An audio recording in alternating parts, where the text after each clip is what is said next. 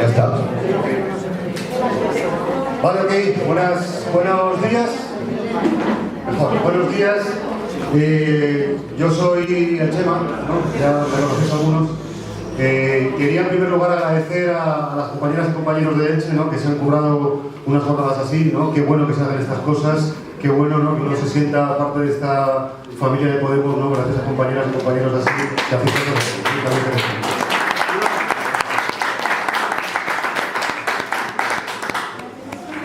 Bueno, dicho esto, ¿no? Y después de la lección magistral que nos han dejado los compañeros anteriormente, íbamos a hablar ahora de lo que es empleo digno, ¿no? Y yo creo que además, como secuencia de los talleres que hemos venido dando, creo que tiene cierto orden y cierta coherencia, ¿no? Porque si antes hemos hablado de rentas básicas y hemos hablado ahora de sistemas de pensiones, yo quería centrarme ahora en tratar de hacer una especie de repaso express de lo que ha sido la historia económica de España de las últimas décadas y lo que explica en gran medida el contexto que de alguna forma se ha intuido en todo lo que hemos venido diciendo a lo largo de la mañana, ¿no? Yo había estado hablando con la compañera, ¿no? También para repartirnos un poco los temas. Como digo, yo voy a hacer ese repaso más bien histórico, ¿no? De la historia económica de España. Yo creo que la compañera va a hablar más, pues eso, de lo que es la realidad social hoy en España, de los datos duros, ¿no? Y de cómo interpretar los mismos, ¿no? Yo creo que va a quedar bastante complementario, ¿no? Bueno, pues por ir empezando ya, ¿no? A ver, la situación económica, ¿no? O el sistema económico que tenemos actualmente en España es en gran medida herencia de lo que se conoció como el tardofranquismo, ¿no? Que muchas de vosotras sabéis lo que es, ¿no? Eso básicamente lo que quiere decir a nivel económico es que España ha tenido siempre una inserción semiperiférica, se dice, ¿no? En el contexto europeo. Es decir, nunca hemos sido del todo periferia, pero desde luego nunca hemos sido Alemania, nunca hemos sido Francia, ¿no? Nunca hemos sido, digamos, de los grandes que han venido de alguna forma diseñando y controlando el despliegue del modelo europeo, ¿no? ¿Por qué? ¿No? ¿O cuáles son, mejor dicho, las características de ese tardofranquismo heredado que todavía seguimos viviendo? Bueno, yo diría que España en el último medio siglo, en los últimos 50 años, ha vivido un proceso, ¿no? Que los economistas suelen decir, ¿no? Un proceso de desarrollo desigual, ¿no? Y combinado. ¿Qué quiere decir esto, ¿no? ¿Cuáles son las características, digamos, de este sistema, ¿no? ¿O cómo podemos entender la evolución de lo que ha venido ocurriendo? Bueno, como sabéis, ¿no? España después de la Guerra Civil vive un periodo de autarquía terrible que termina aproximadamente en el año 59, cuando empiezan los planes de estabilización, ¿no? La llegada de Eisenhower, en fin, todas esas cosas que seguro os sonarán. Fijaos que en aquel momento, ¿no? Sobre todo comienzos de los años 60 en España, y esto es un dato que siempre me gusta repetir mucho porque muchas veces pasa desapercibido y es un dato bestial, os lo voy a dar ahora. Entre el año 62 y el año 64 en España, es decir, en apenas 2 años, más de 3 millones de personas abandonaron el campo para ir a las ciudades, para alimentar ese proceso de reindustrialización que se estaba dando a lo largo y ancho del país. Bueno, no es a lo largo y ancho del país, en realidad en los grandes núcleos industriales, ¿no? Que tenemos, donde por cierto este es uno de los núcleos industriales, ¿no? Entonces, ¿qué quiero decir con eso, ¿no? Que en ese proceso acelerado de cambio que se empieza a dar en ese momento, se empieza a consolidar un modelo de acumulación, ¿no? Que llamamos intensiva en trabajo, ¿no? Y que de alguna forma se explica también, ¿no? A partir de cómo el franquismo reparte el poder en determinadas familias españolas, ¿no? Aquí voy a volver a recomendar algo que ya he hecho en esta misma sala, que es a un amigo que se llama Rubén Juste, ¿no? Ya sabías tú, ¿verdad? Que iba por ahí. Bueno, os lo digo porque ya ha sacado el libro, ya os lo anuncié, parece que cobro algo de esto, ¿no? No cobro nada de este rollo, pero estoy entusiasmado con los planteamientos que hace este compañero. Él acaba de publicar un libro que se llama IBEX 35, algo así como una historia herética del poder en España, creo que ese es el título, ¿no?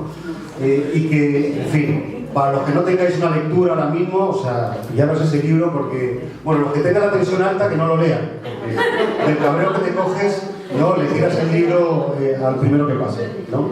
Pero este libro de alguna forma, o las tesis que plantea Rubén en este libro, son muy interesantes, porque precisamente lo que dice Rubén es que esas mismas familias que se beneficiaron del franquismo, sobre todo del tardofranquismo, son exactamente las mismas familias que hoy controlan el país, ¿no? Hombre, no exactamente, algunos cambios se han dado, ¿no? Luego además, pues eso, se casan, se divorcian, tal, este tipo de cosas, ¿no? De las personas, pues digamos que hay ciertas variaciones, pero en lo sustantivo, en lo nuclear, ¿no? Ciertamente siguen siendo las mismas familias, ¿no? Es la herencia de la oligarquía que teníamos entonces y que después de 40 años de democracia no se ha terminado. O sea, los Koplovich, los Botín, todos esos ya vienen de antes, ¿no? Ahora digamos que se ha consolidado ese poder, ¿no? ¿Cuál es la clave del modelo de acumulación? ¿No? Pues es un modelo de acumulación sobre todo basado en, digamos, en orientarse a las exportaciones, ¿no? Al principio del modelo, el alimento principal del sistema era el aumento del consumo, ¿no? Como partíamos de una situación, bueno, de una guerra civil, ¿no? Y de una autarquía bestial. En el principio, en el momento en el que empezamos a crecer, efectivamente el consumo de las familias, que se empieza a extender, eso ayuda a que el sistema, digamos, crezca rápidamente, ¿no? Eso se va agotando, ¿no? Y cada vez más en España, la clave para el crecimiento económico, como estamos viendo ahora precisamente, no es el aumento del consumo, porque el consumo, ya me diréis vosotros, ¿no? Como estamos. Tiene que ver con cómo nos orientamos hacia los mercados exteriores, ¿no? Cómo nos globalizamos, cómo hacemos que nuestra economía sea más competitiva, ¿no? Hacia el exterior. Y como la obsesión ha sido crear esa economía competitiva hacia el exterior, ¿cuál ha sido la herramienta para hacerla más competitiva? Salarios. Recortar, recortar, recortar, ¿no? ¿Cómo? Lo fácil. Lo fácil, efectivamente. Lo fácil, claro, para ellos. Lo difícil para el 90% de la población que somos nosotros, ¿no?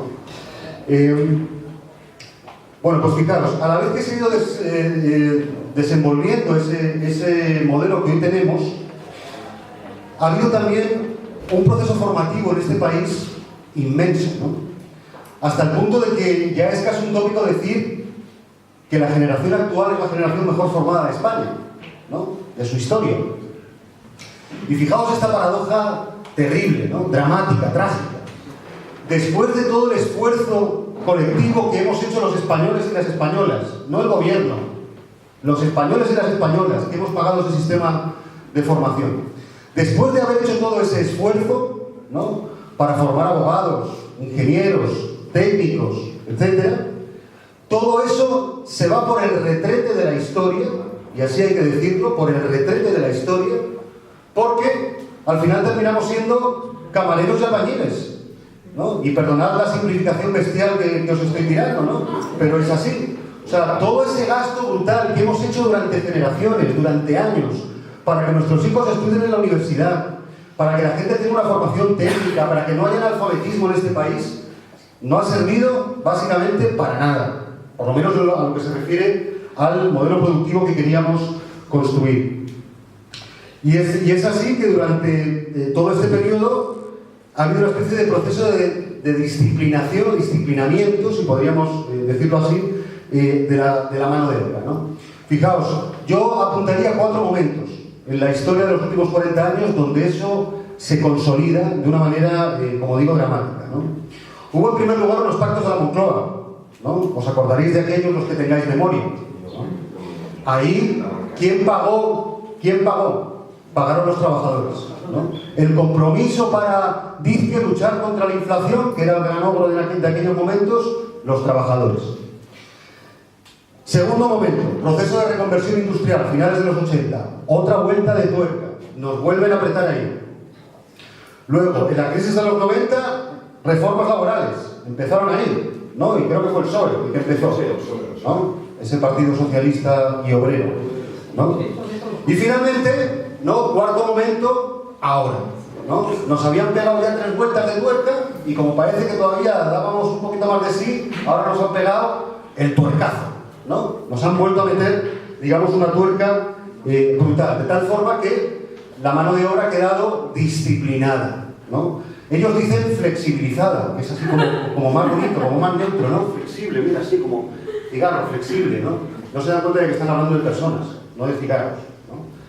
Y en el fondo de lo que se trata es de disciplinar, ¿no? De que, ojito, no te levantes, ¿no? Porque aquí estamos y nosotros tenemos el poder, y cuando queremos apretamos, ¿no? Entonces ya todos tenemos interiorizada esa lección, ¿no? Los de arriba, los que mandan, cuando quieren nos aprietan, ¿verdad?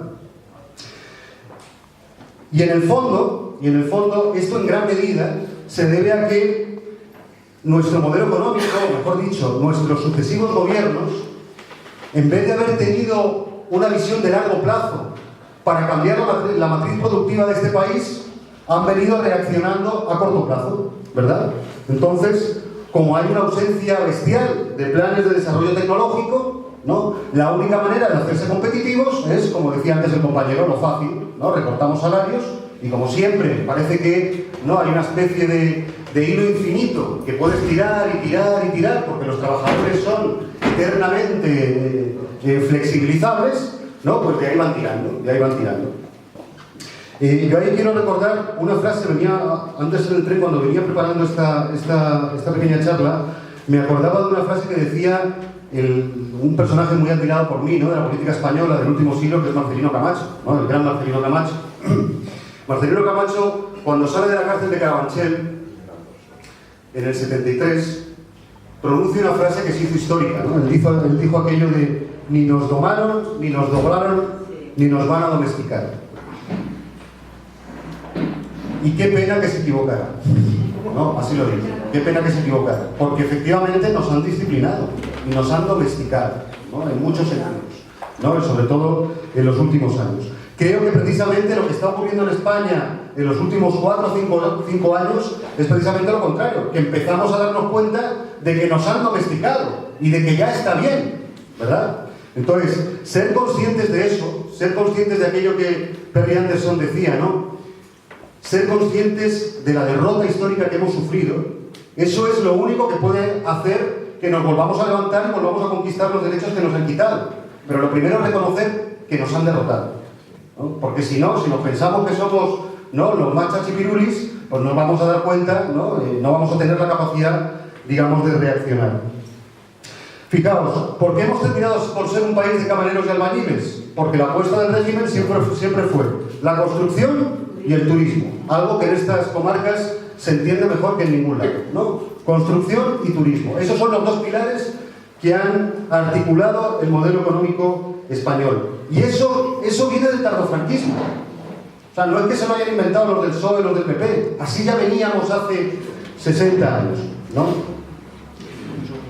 Al final, ¿qué es lo que ocurre? ¿No? Que con ese modelo de acumulación, ¿no? Pues termina por haber una frustración vital, que es la que estamos viviendo hoy, pues, todos los hijos de la clase trabajadora y de las clases populares. No voy a seguir, digamos, con la parte del diagnóstico, quiero ir un poco al planteamiento en positivo, ¿no? Que también nos habían pedido los organizadores de estos talleres. ¿Cuáles creemos que son las salidas, por lo menos en Podemos, o por lo menos lo que hemos venido discutiendo en el partido en todos estos años? Algo que ya se ha plasmado en nuestros últimos programas electorales y que llamamos la transformación de la matriz productiva, ¿no? Y que tiene mucho que ver con un plan en concreto, que sí que se ha trabajado y que ya está perfilado, que es el plan de transición energética, ¿no? Esto para nosotros se tiene que convertir, o por lo menos para mí ya lo es, en una especie de gran... En fin, decía antes Héctor que no hay soluciones mágicas. A mí esto en el fondo casi me parece mágico. ¿Por qué digo esto? Porque soluciona un doble problema. Soluciona el problema de que, de alguna forma, hace que toda la capacitación técnica que hemos ganado en estos años de formación, que os hemos dicho, ¿no?, que decía antes, se aproveche, ¿no? Y todos esos ingenieros que tenemos empiecen a hacer cosas, ¿no?, por la sociedad, ¿no?, y no por las grandes empresas para las que trabajan. Pero además, porque arreglan un problema ecológico brutal, ¿no?, del que muchas veces se nos olvida hablar, precisamente porque como estamos en un momento de emergencia, se nos olvida que hay un cambio climático en marcha, ¿no?, y que hay una crisis ecológica así, y ya está en el horizonte, ¿no? Como tenemos ahora mismo tantos problemas en el corto, a lo mejor no lo estamos viendo, pero a nada que sumas un poquito la vista, ahí está la crisis ecológica que se nos viene, ¿no?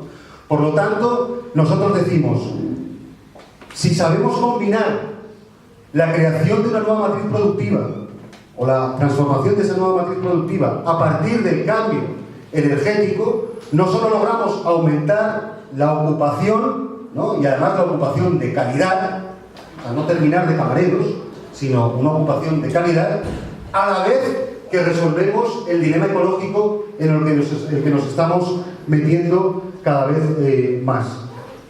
Y la dependencia energética del exterior también. Bueno, y eso además, ¿no? Pero no es solo un problema de dependencia energética, que por supuesto, sino sencillamente es un problema de sostenibilidad. Es que no da. Es que por mucho que tuviéramos petróleo debajo de Alicante, ¿no? Eso no te va a solucionar la vida. Y no va a dejar de emitir CO2 y no vamos a dejar de tener los problemas medioambientales que vamos a tener muy pronto. Por lo tanto, yo creo que trabajar en la perspectiva de esa transformación, ¿no? De ese cambio de matriz energética, es una línea que todavía tenemos que trabajar, ¿no? Antes también planteaba Héctor qué haríamos si gobernáramos mañana. Yo no sé si con el programa que tenemos ahora y con nuestro plan de transformación energética seríamos capaces de implementarlo a partir de mañana.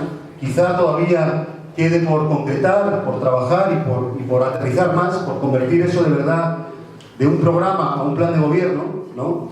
Pero desde luego yo creo que por ahí va la salida, ¿no? Y que de alguna forma, por supuesto que habrá que mejorar en derechos y habrá que asegurarse de que la Constitución garantiza determinados derechos sociales, voy cortando, pero para que podamos lograr eso, para que esas demandas laborales se puedan llevar de verdad a cabo, tenemos que tener un sistema económico que lo soporte, ¿no? Y la clave para crear ese sistema económico, para crear esa red, es cambiar la matriz productiva. Sin eso no vamos a ningún lado. Ya me callo. Gracias.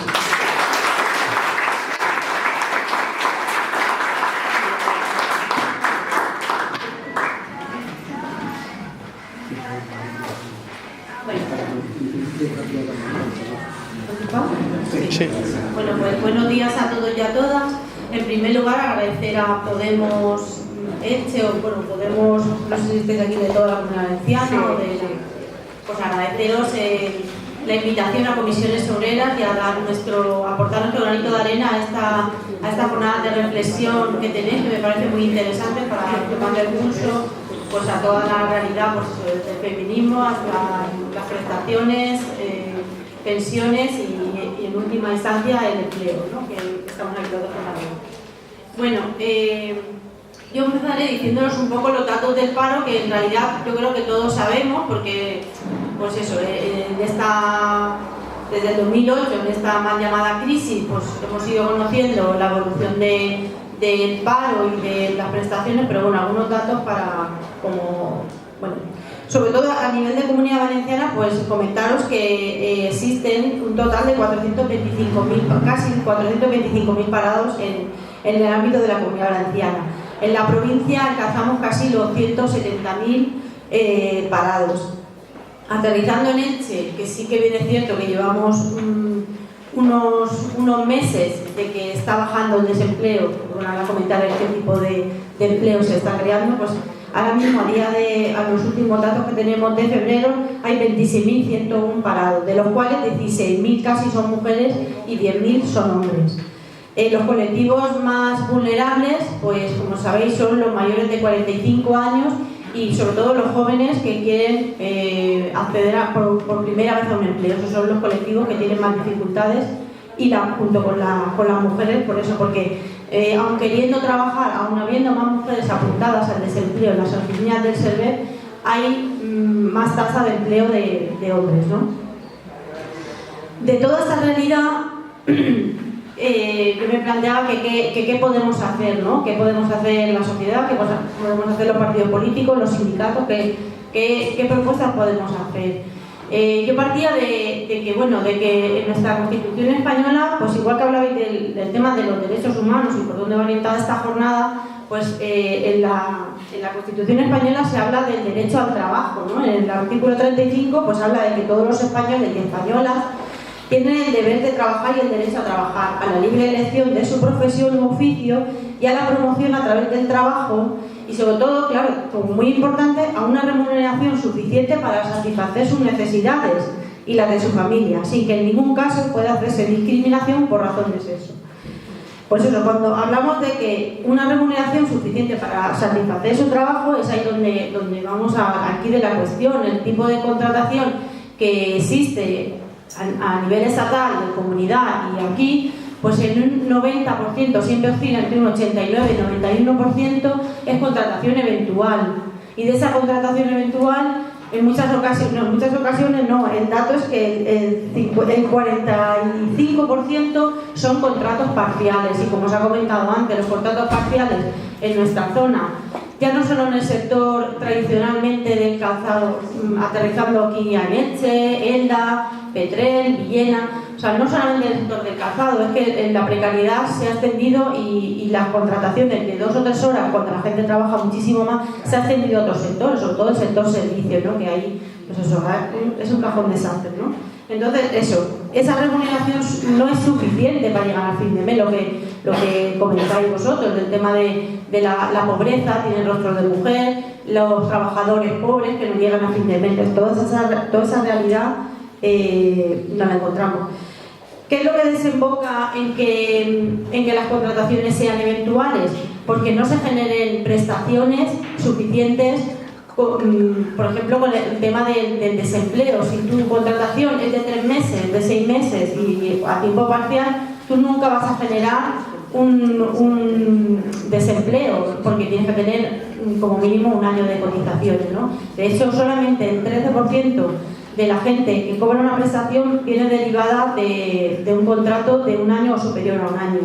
Hay un 58% de personas en nuestras comarcas que no tienen ningún tipo de ingreso, porque el resto tiene o bien la renta activa de inserción, o bien el desempleo, o bien el PAE, que no ha terminado de ser lo que dentro de las rentas que se pusieron en marcha para paliar el tema del paro que teníamos en España, pues no está terminando de dar los resultados esperados, y así lo hemos hecho saber en las mesas que estamos, ¿no?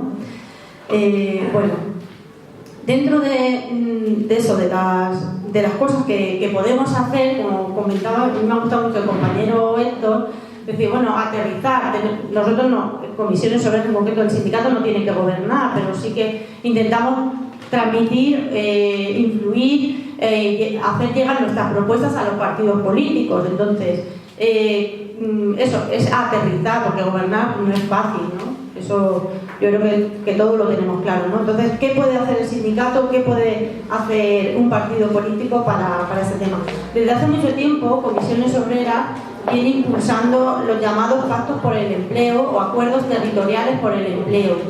¿Por qué? Porque entendemos que la concertación social es muy importante, y que el Estado, las administraciones públicas, la política le dé una prioridad al tema del empleo, porque si lo pone en la Constitución española, porque es un mandato de la Constitución española, por lo tanto que se cumpla, ¿no? Con esa premisa entendemos que es muy importante. Entonces, desde hace ya bastante tiempo, desde los finales de los años 90, Comisiones Obreras puso en marcha los llamados pactos territoriales por el empleo, que eso pues se ha ido traduciendo en que o bien en una ciudad como pueda ser Elche, porque tiene capacidad, porque es grande, o a través de, por ejemplo, en la zona de los Vinalopós, pues existe un pacto territorial que engloba muchos municipios, más de menor cuantía de habitantes, y engloba, hay un consorcio, y entonces engloba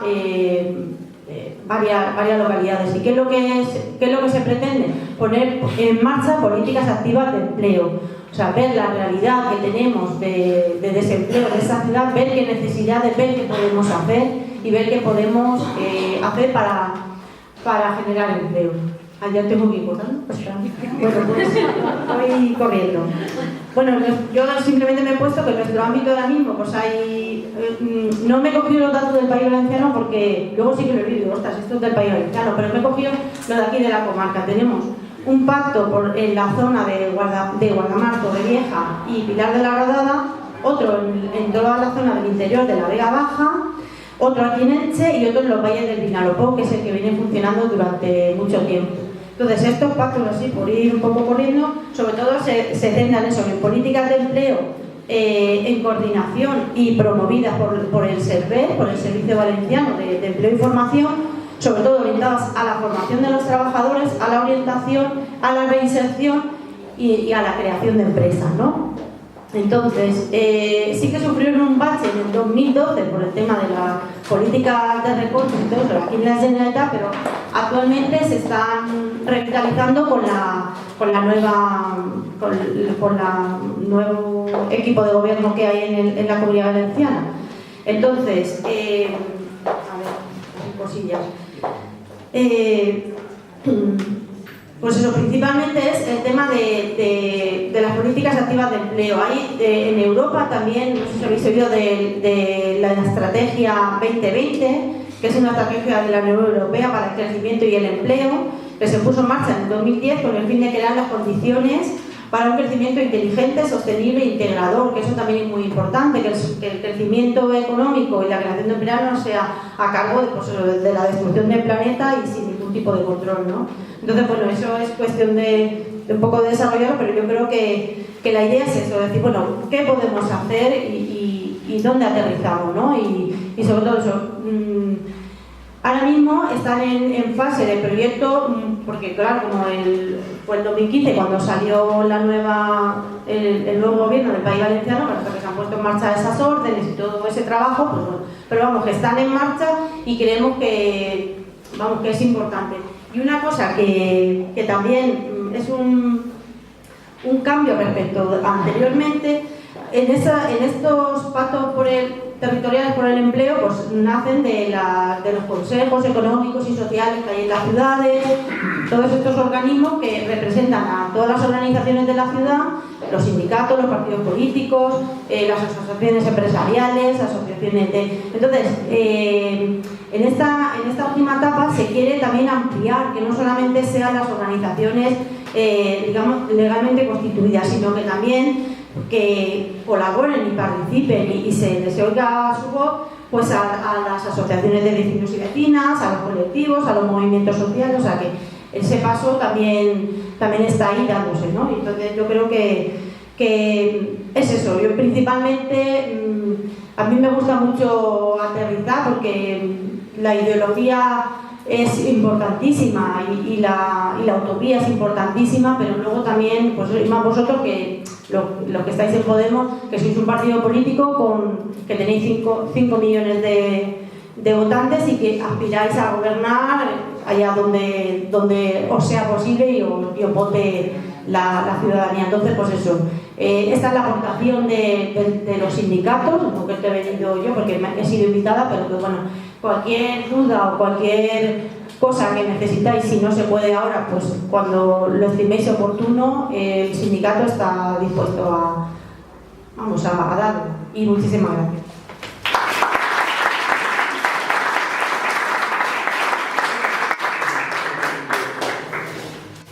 Bueno, vamos a retrasar hasta las 2:15, 15 minutos para hacer preguntas y respuestas. Tomo nota de palabra. A ver.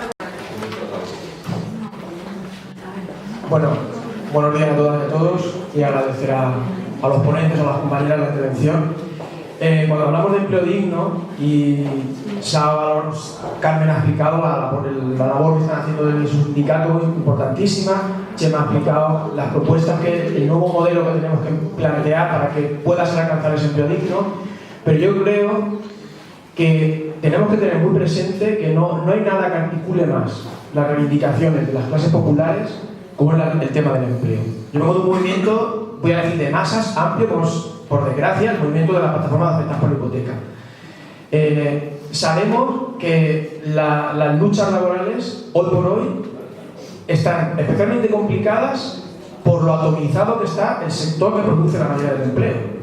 En Elche lo vimos concretamente en que muchas facetas de la producción del calzado, desde el diseño hasta que se llega a tener ya el par de zapatos hecho, hoy por hoy no es como antiguamente la fábrica, por ejemplo, que trabajó mi padre, una empresa en la que todos los procesos de producción se hacían ahí, con lo cual había un número de trabajadores considerable, con lo cual la autoorganización en sindicatos era factible. Hoy por hoy eso, y pongo ese ejemplo que es el de la industria, está atomizado. está diversificado, subcontratado en diversos niveles. Eso, por ejemplo, de la producción industrial concreta del calzado que se Elche. En el sector servicios, ¿qué decir? Muchos de los bares que veamos por aquí, que haya patadas, muchos probablemente sean autoempleo, pero muchos otros de trabajadores y trabajadoras. Es decir, nos encontramos en una situación en la que la clase trabajadora no puede realmente o no encuentra la vía de autoorganizarse debidamente para defender ese empleo digno. Entonces, es evidente que hay que llevar propuestas a lo institucional, pero hay que ver fórmulas para favorecer la autoorganización de la clase trabajadora. Eso es fundamental. Y yo creo que hoy por hoy no basta, al menos de inicio, con la labor que realizan los sindicatos. Yo creo que sindicalistas y militantes de organizaciones como Podemos debemos convertirnos en activistas que ayuden a la autoorganización de esa mayoría de trabajadores y trabajadores que están agotados, están siendo explotados, están con multitud de problemas en los que podremos ayudar a autoorganizarse para exigir y defender sus derechos, y que yo creo que eso además acabaría reforzando a los propios sindicatos, a la propia labor, porque al final los sindicatos es la fuerza que los sindicatos les den realmente lo que puede llevar a conseguir conquistas.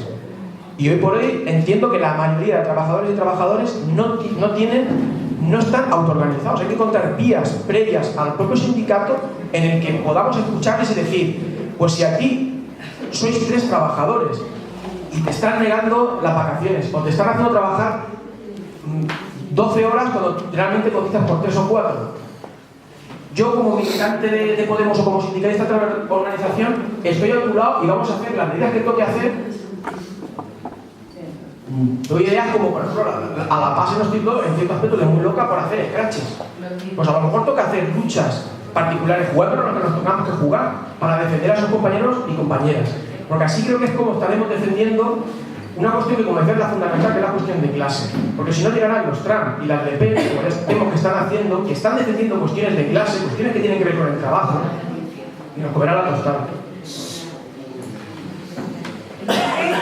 Bueno, yo creo, discrepo un poco de Chema en el sentido de que creo que estamos en la periferia de Europa, no sino en la periferia total. Esto ya, el libro de Garcés, Soberanos Intervenidos, ya nos dice que no pintamos nada, estamos dirigidos desde Europa y desde los grandes poderes económicos, ¿no? Entonces, ahí tenemos un problema que es Europa. Yo ahí incido mucho porque ahora los Le Pen, los de Holanda y todos estos están ahí capitalizando unas medidas que nos están machacando, que es Europa nos está machacando diciendo tú tienes que hacer esto y nosotros tenemos que cumplir eso o nos machacan. Entonces ahí vemos que hay unas vaguedades que se debe de insistir mucho más.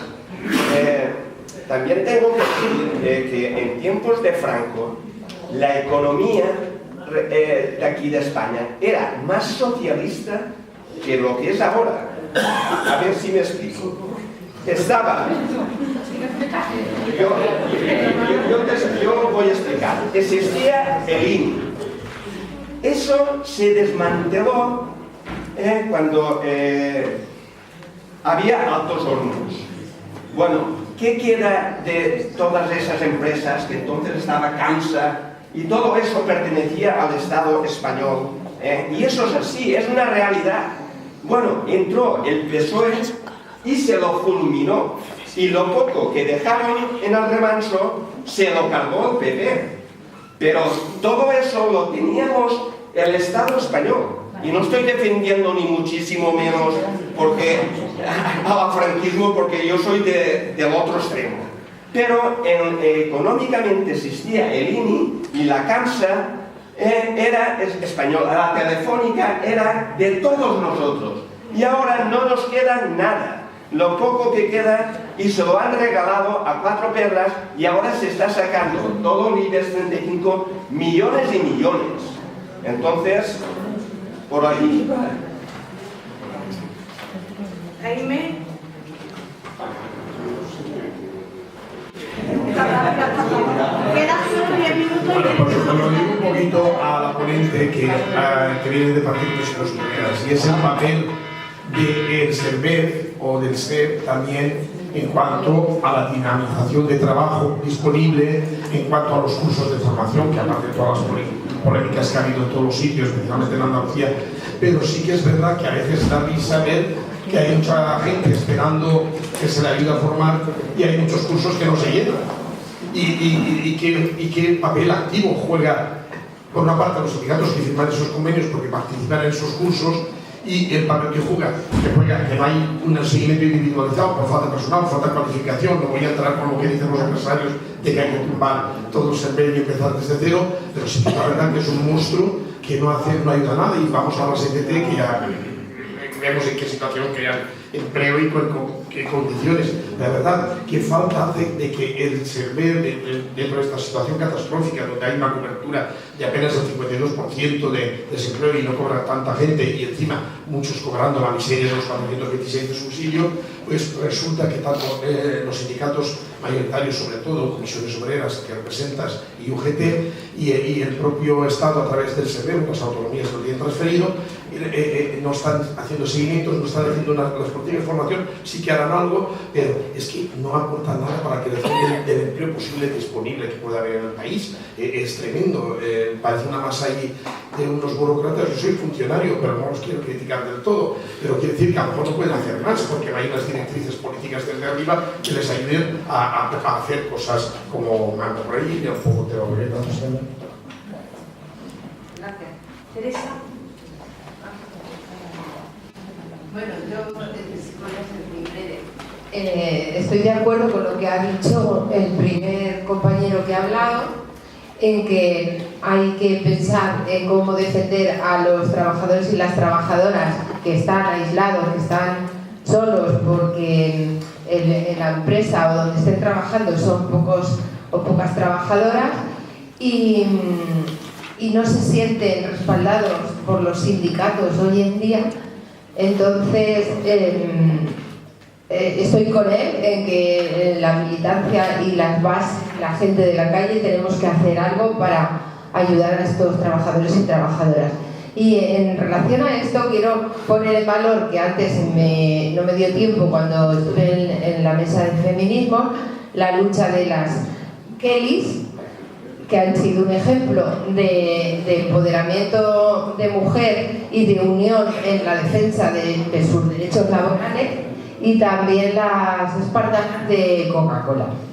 Y nada, y además es un ejemplo de cómo se han unido sin intervención de sindicatos. Vamos a ver si puedo ser breve. Es que me acuerdo con Chema lo que ha dicho. Yo de hecho tengo por ahí un Twitter que dice hace mucho tiempo que la mejor histórica se conseguiría cuando las lápidas hubiera lápidas con nombres en las cunetas, pero también cuando los poderes fácticos no tuvieran nombres, porque los siguen teniendo. Los siguen teniendo y no los van a soltar. Es decir, el dominio no es algo que se regale. Mira, ya lo hemos tenido en portada, toma la pelota para ti. De hecho, tergiversan términos, le llaman solidaridad, lo que no es más que compensación. A ellos les conviene que nosotros llamemos solidaridad a que el abuelo dé su pensión, mientras que antes era el padre el que, como el abuelo tenía poca pensión, ponía su sueldo. Y la solidaridad es, por ejemplo, que las hijas pagan en el 10 en vez del 1%. A ellos les interesa manipular todo eso.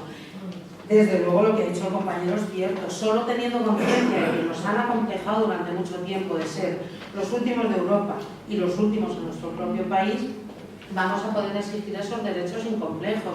Pero es que ese futuro, que no podemos ver porque estamos con la cabeza metida en comer cada día, eso a ellos también les interesa. También la precariedad laboral va por ahí. Ellos sí que pueden mirar al futuro. Ellos sí que miran y saben que ese futuro energético que hay ahí tiene que ser de ellos. No lo podemos tener ni en el tejado de nuestras casas, ni podemos nosotros formar cooperativas, ni tener una empresa. Se están preparando, lo han frenado para ponerle las manos encima, y cuando lo tengan nos pondrán a ellos a apretar los tornillos de los molinos y a nosotras a fregar la hélice con un trapo, que es lo que han querido siempre, y eso tenemos que tenerlo muy clarito. Hasta que saquen los robots.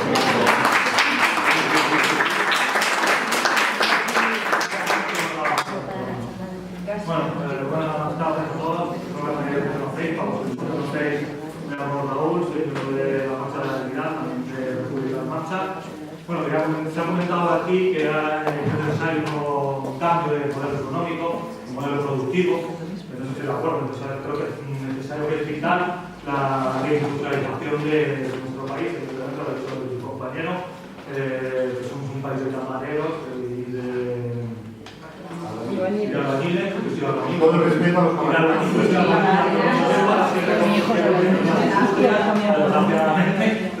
la situación laboral que vivimos.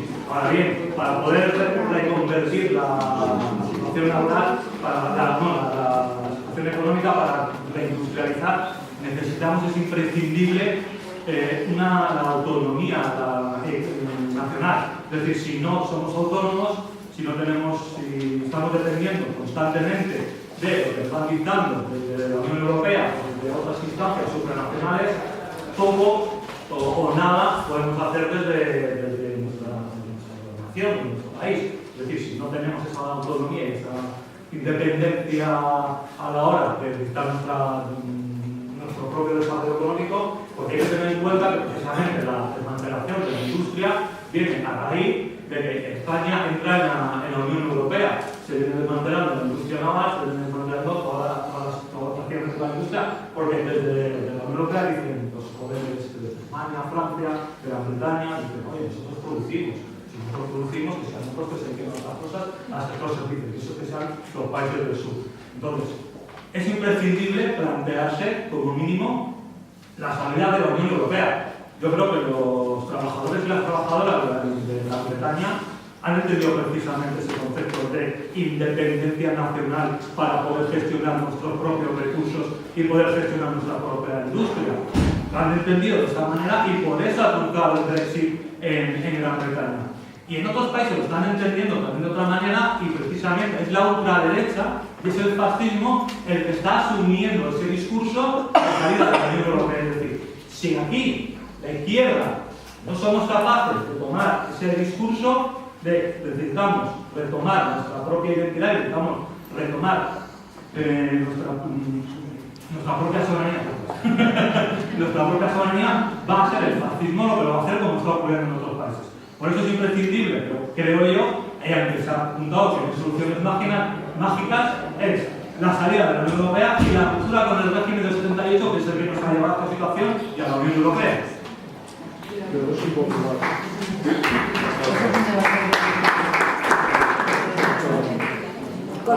¿Ya contestó?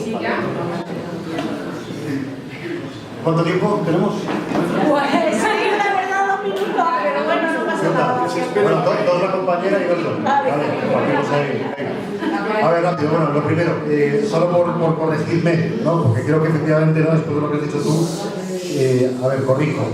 Semiperiferia global, periferia europea. Ahí es donde está España, ¿no? Si no he dicho eso, pido disculpas, pero es así. Es verdad que en Europa no somos semiperiferia, somos allí, ¿no? Africanos, casi, ¿no? Bien, bueno, dicho esto, decía una de las primeras intervenciones, ¿no? El tema del empleo como articulador social. Yo creo que eso es precisamente una de las tesis que está en duda o que está en discusión en estos últimos años. Porque efectivamente la tradición ideológica e intelectual, ¿no?, que la mayoría de nosotras y nosotros tenemos, nos llama a los espacios de trabajo como los centros de socialización primigenia. Y eso ya es algo que está cambiando desde hace muchos años, compañeras y compañeros. Ya no es lo mismo que antes. Digamos que ese centro de trabajo, esa fábrica, etcétera, no es el lugar donde uno alimenta la conciencia social tanto como lo hacía antes. Y de alguna forma yo creo que eso también está en la raíz de la crisis de los sindicatos, tal y como lo entendemos, ¿no? Eso yo creo que también es importante asumirlo así. Yo creo que el elemento articulador a nivel social ahora mismo es la frustración. La frustración que todos tenemos de ver a nuestros hijos sin trabajo, de ver que nosotros no podemos, disfrutar de los derechos que teníamos antes, etc. Y aquí me parece también, aprovecho para hilarlo con una idea que Podemos hemos manejado mucho y que creo que es muy importante machacar una y otra vez. No seremos capaces de cambiar este gobierno hasta que Podemos o las fuerzas sociales, ¿no?, que estamos embarcados en esta lucha entiendan que hace falta una alianza de clases medias y clases populares. Esto es básico. porque el Estado nos ha golpeado a todas y a todos. Y la única forma de llegar a ser una mayoría política capaz de quitarles de las manos el poder que ahora mismo acumulan es precisamente a través de esa alianza. Nosotras solas no podemos, con amigos sí puedes, decía la bola de cristal en los años 80, ¿no? Apliquémonoslo a nivel político. El franquismo era más socialista, ha dicho alguien por ahí. Dios mío, se me ponen los pelos de punta, pero los que no tengo. Pero matizamos. No, Franco, vamos, me decía socialismo y directamente te fusilaba, y no es chiste, ¿no? Pero evidentemente el tema es que durante el franquismo, para empezar, se vivía en Europa lo que se ha llamado la edad dorada del capitalismo, es decir, había un contexto mundial y sobre todo europeo que hacía que de alguna forma pues no estuviéramos, o que de alguna forma se valorara mucho la acción del Estado social. De alguna forma, pues claro, pues todo se pega menos la hermosura, hasta Franco se le pegó eso, ¿no? Pero, y aquí es donde sí que voy también a un detalle importante. Durante el franquismo no había ocurrido algo que hemos visto, por desgracia, ocurrir después, que es la revolución neoliberal. Y digo revolución porque fue una revolución, ¿no? Siempre hemos tenido la connotación positiva, ¿verdad? En este caso absolutamente negativa. Pero es que lo que ocurrió en los años finales de los 70 y en adelante fue una auténtica revolución neoliberal. O sea, se llegaron a poner en duda principios absolutamente básicos establecidos y que toda Europa había dado por absolutos, ¿no? Cuando llegaron estos señores, ¿no? Con la Thatcher a la cabeza y nos impusieron, digamos, ese modelo salvaje que de alguna forma vivimos. Ya última idea, el tema de la soberanía, ¿no? Como condición para una transformación. A ver, evidentemente hay que recuperar cotas de soberanía, eso está claro. O sea, condición sine qua non. Si sigue siendo Bruselas y Frankfurt los que dicen cuál es la cambio. Entonces, el problema no es tanto Unión Europea, sí o no. El problema es el modelo de unión monetaria que se nos ha impuesto, ¿no? Donde al final la política monetaria que se impone es la que interesa a los de arriba, a los del norte, a los alemanes, a costa de que nosotros nos veamos completamente marginados en esa política. ¿Vale? Ahí lo dejo.